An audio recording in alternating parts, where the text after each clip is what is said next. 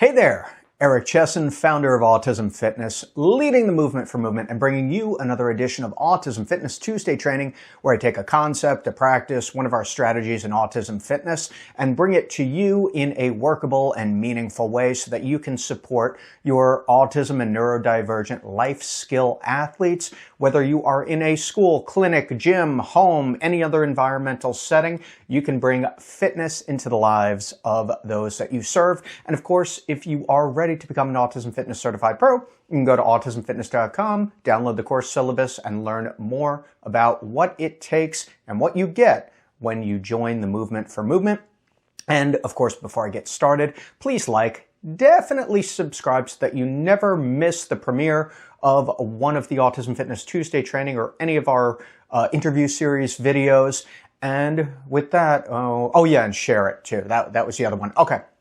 So this Autism Fitness Tuesday training, very exciting for me and probably for you as well, because we're going to examine a tale of two squats. So in our Autism Fitness programming, our fundamental exercises or movement patterns are based on skills that will transfer or generalize to activities of daily living. And as far as skill quality, we're looking for strength and stability and motor control, which is why we focus predominantly on our strength-based or resistance training exercises, because these are going to build the musculature and the strength in order to carry out these movements without compensation, with greater ease throughout the day, and make a higher quality of life, or create a higher quality of life for our athletes. But in order to do that, we need to understand each exercise, how it functions, and then how we need to either progress and make it more challenging, or much more often, particularly with our ASD and ND populations, how do we modify this and simplify it for them, not from a cognitive perspective necessarily, although we will get into that, but from the perspective of if we're seeing movement breakdown, which is highly common. There is study after study demonstrating, and we can see this anecdotally as well, that there is a high rate of motor dysfunction and strength deficit in our autism population. So when we implement an exercise like a squat or an overhead press or a band row, we can't assume or automatically expect the athlete to be able to perform the exercise correctly, meaning that they have motor control, they can do it independently. And the issue with that is the exercise is a tool. It's only going to be as effective as it is performed. So oftentimes we need to provide additional support or simplification, i.e. modification, for our athletes in order for them to perform that exercise, that squat, that press, that band row, as best they can right now, as they start developing that strength, stability, and motor planning. So I wanted to show you two different Autism Fitness athletes, and we're taking the squat in this case and breaking it down, what's going on, of course, pack profile style, physically, adaptively, and cognitively, because all of these three aspects of capability are going to feed into how we coach, how we program the squat or any exercise in particular. So these two athletes, and one of the things, there's a different age range between the two, or different athletes of different ages. And one of the questions that I get the most is, how would you put together a program for X age? Or how would you put together a program for an athlete who is, teenager or adolescent, or really after we get to a certain age, about 12 or 13 years old? Programming is going to look very similar in terms of exercise selection. So that should be the easiest part of our program. It's okay, we need squat, push, pull, carry, hinge, all of these fundamental movement patterns. So it's less about, we have to have completely different exercises for a 35-year-old than we do for a 15-year-old. That's not the case. The case is taking the strength exercises that we know are going to have the greatest impact, greatest benefit for developing that strength and motor planning, and implement them in that program in a way that's conducive to the athlete being able to perform them as best as they possibly can. So I'm going to pull up this first video, and we're going to analyze it from a physical, adaptive, and cognitive perspective. So this first athlete in his 30s, And let's break it down. So physically, he is doing a modified or supported variation of the squat. So what we're working on here is controlling the full range of motion as he is going down towards the box. So his hips are lowering towards the box. So he is descending towards the box. That eccentric control is where we're going to build a lot of that strength and musculature. So that's a really important component. Many times with our ASD population, we'll see a bounce instead of a squat, and those are two very different things because a bounce is not working against gravity. The bounce is falling into gravity, and that is not, I repeat, not going to have the same strengthening effect. So we have to consider that and not just say, well, they're dropping down to the box and then coming back up. That's a squat. Conceptually, yes. Practicality, no, because the athlete is not actually controlling the way down. And if there's no control, then you're not getting so much of a muscular contraction. So the exercise is not really doing what it's supposed to do, even though we might think it's doing that, because it's not. So in this case, this athlete is also holding on to a thin band that is anchored to a squat rig, because we're focusing on maintaining trunk stability and control as he is descending into that squat. Now you can see rep after rep after rep, he is consistent. So each rep is just as good as the last. There is very little folding forward. You can see that he is controlling that squat on the way down and then controlling it back up. There might be a little bit of forward lean towards the end of the set. Not the biggest deal, especially when we're not loading up the athlete with an extra weight. There is no reason to load the athlete up before they can perform the squat with body weight, and not just one repetition, but somewhere around 10 to 12 repetitions, because they're not going to get anything more out of adding extra weight, sandbell, dumbbell, kettlebell, barbell, whatever. That's not going to be the determining factor in, quote, making this exercise better. What's going to make this exercise better for that athlete is more of the strength endurance, being able to demonstrate repeated effort. Again, 8, 10, 12 repetitions in a row, each one very similar or exact to the last, right? That's still going to have a great strengthening effect. And the modification here is twofold. Number one, we have that squat box or platform so that the athlete not only can control his depth, but he has a visual and, more importantly, a spatial or kinesthetic prompt for how low he needs to get. Now, eventually, we might take this prompt away and remove the box as the athlete is more confident and capable in squatting lower than parallel. And then we can say that the exercise is independently mastered. But as long as he needs that box to facilitate that depth of squat, where all of the muscles, especially the ones in the back, the glutes, the hamstrings, even the lower back and spinal erectors, are contracting nicely so that he's getting that great squat, we'll use that box. So he needs it. So the idea is not to fade away or remove that box as quickly as possible. It's to do it as efficiently and effectively as possible. So first order of business for this athlete would be eventually to, once he's ready, to remove that band and just have him squat with what we do in Autism Fitness, have the athletes with their hands under chin position, elbows in, and doing that 3 or 4 or even 5 sets of 8 to 12 repetitions in order to develop the movement pattern, and along the way, it's going to strengthen.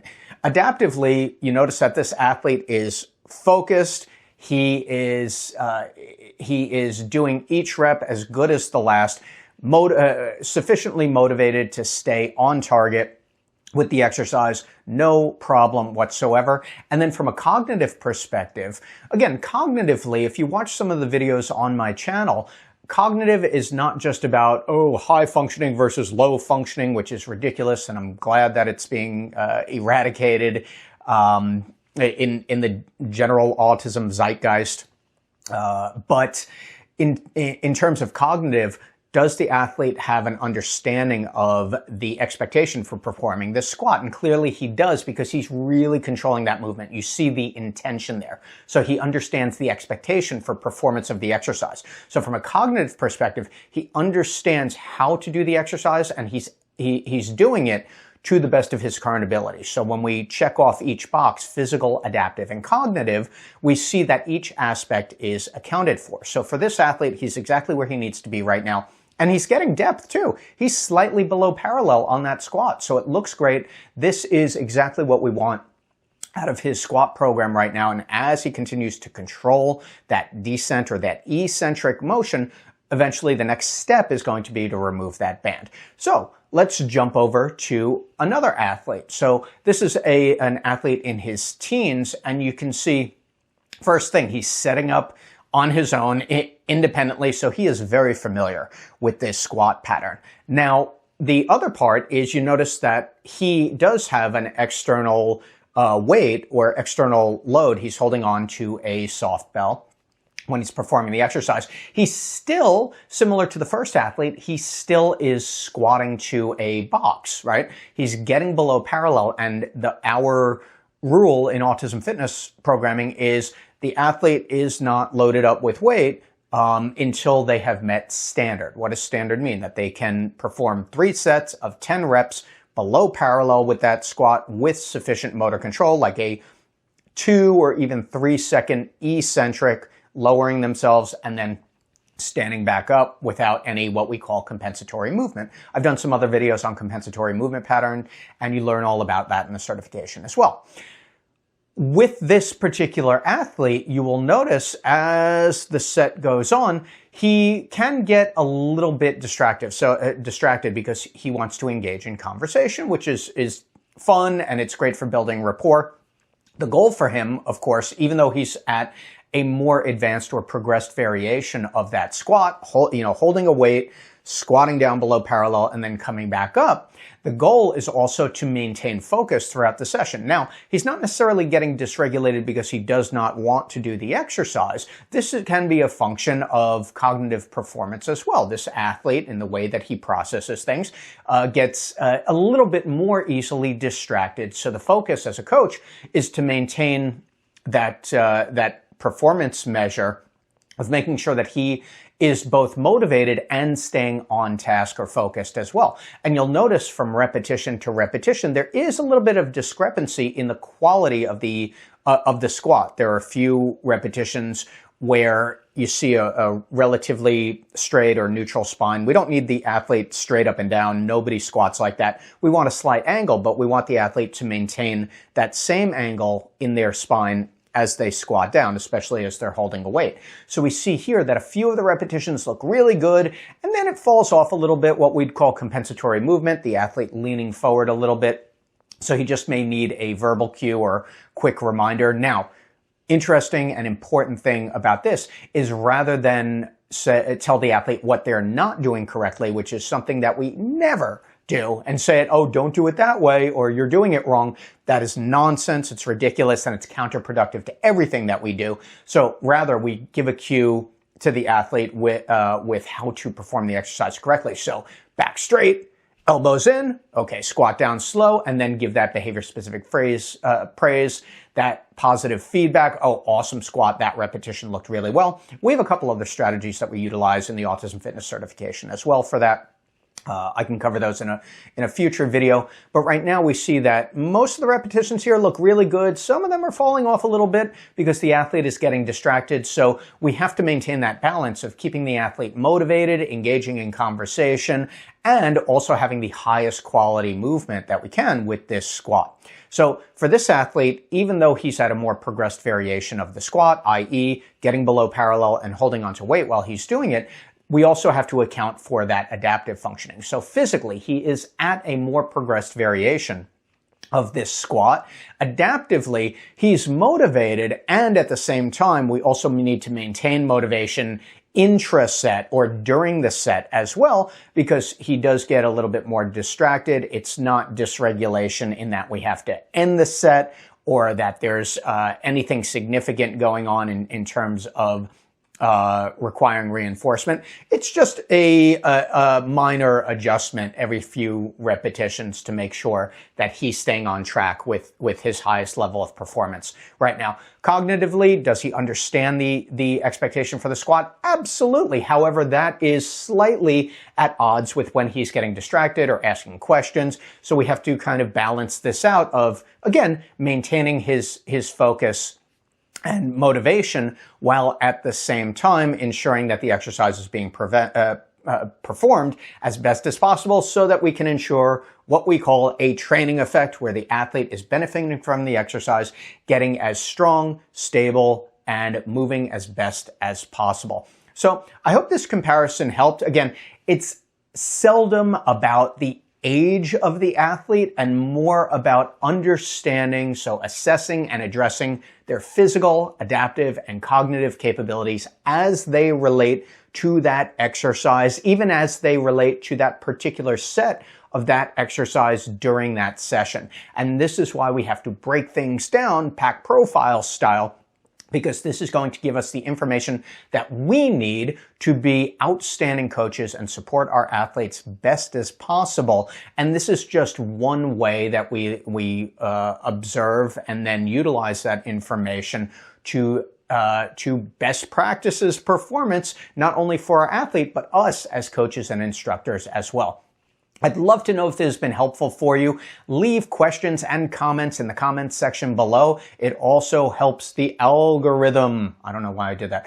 It helps the algorithm on the channel as well. Share this video with someone for whom it might make a difference in their programming or in their careers, in their lives.